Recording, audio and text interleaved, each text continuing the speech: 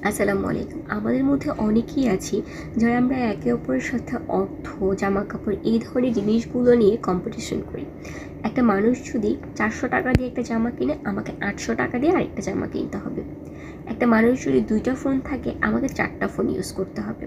একটা মানুষের কাছে যদি কম দামে একটা ফোন থাকে, আমার তার চাইতে খুব বেশি বাজেটে একটা জামা কিনতে হবে বা ফোন কিনতে হবে।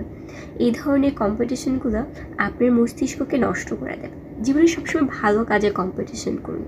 কেউ যদি একদিনে 10টা মানুষকে উপকার করে বা কেউ যদি একদিনে 10জন মানুষের কাজে আসে, আপনার উচিত এমন কাজ করা যেন আপনি দিনে 20জন মানুষকে উপকার করতে পারেন।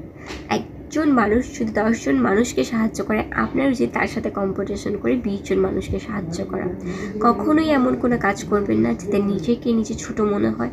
কখনোই অর্থ সম্পদ নিয়ে প্রতিযোগিতায় মেতে পড়বেন না, কারণ এই ধরনের কম্পিটিশনগুলো আমাদের মন মানসিকতাকে নষ্ট করে দেয়।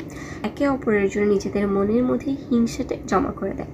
কাজে এই ধরনের কম্পিটিশন থেকে দূরে থাকুন। আদর্শে আসুন, আদর্শে চলুন। নিজের সবটুকু দিয়ে অন্যকে সাহায্য করার চেষ্টা করুন।